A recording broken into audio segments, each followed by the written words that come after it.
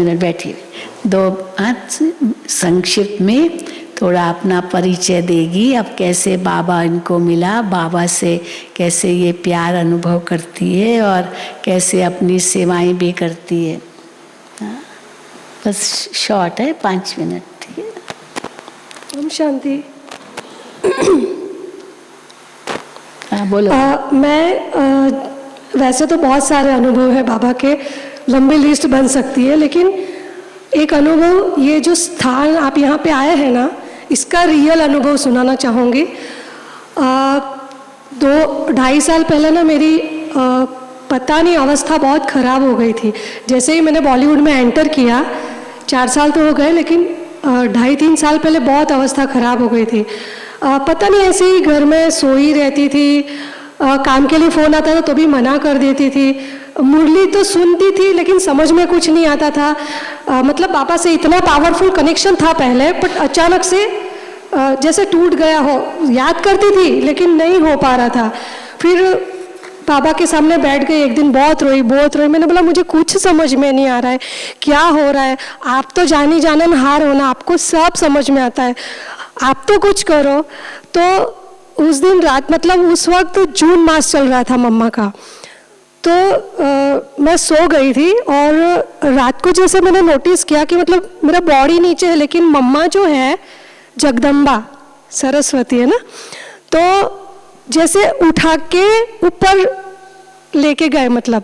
और वहाँ पे पता नहीं ऐसी जगह है जहाँ पे इतना साइलेंट है, वहाँ पे बिठा दिया। और वहाँ पे ब्रह्मा बाबा बैठे हैं।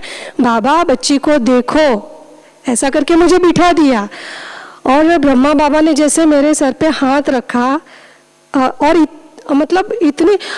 इतनी बड़ी हस्ती के सामने देखना, मैं देख भी नहीं पा रही थी, इतना भयानक प्रकाश। और फिर थोड़ी देर के बाद जैसे ही मैं नीचे से उठने की कोशिश कर रही हूँ, लेकिन मेरा बॉडी उठ नहीं पा रहा था।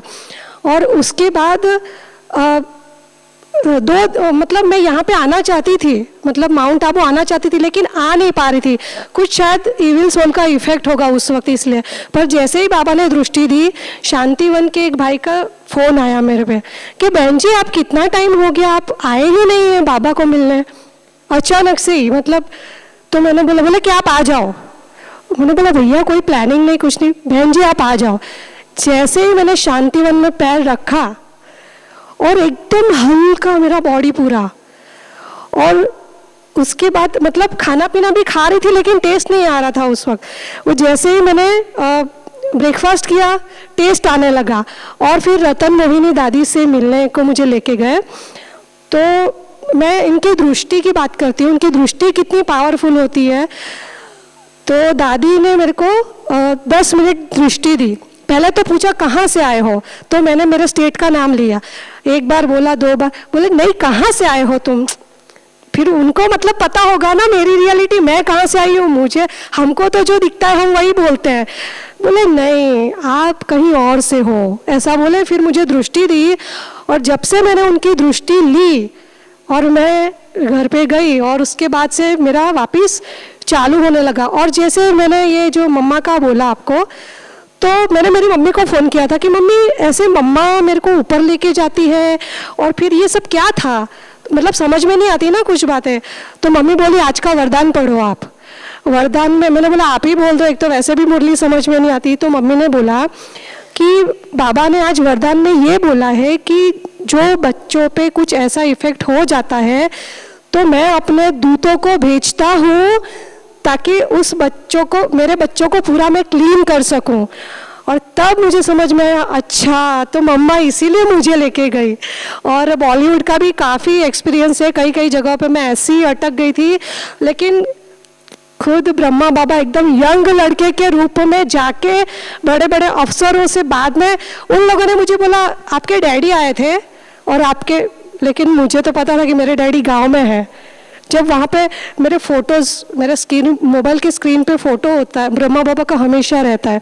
ये अभी की बात है, कुछ ऐसा हुआ था, थोड़ा सा मैं अटक गई थी। आप तो जानते हो इतनी बड़ी बड़ी हस्तियों के बेटे अटकते हैं, फिर भी 25-25 दिन तक उनको अंदर रहना पड़ता है। बहुत सारे लोग अंदर ही थे, लेकिन मुझे जब बुलाया गया तो मैंने बोला बाबा मेरी इज्जत, आपकी इज्जत, मम्मी तो इतने क्लासेस कराती है, सब कुछ कराती है, तो मतलब थोड़ा सा ये होगा, आप देख लेना।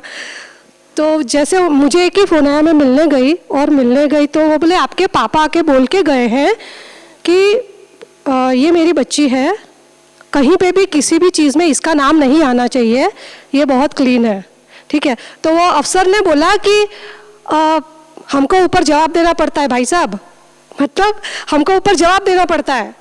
तो बोले वो तुम्हारे बड़े साहब है ना, उनका फ़ोन आ जाएगा।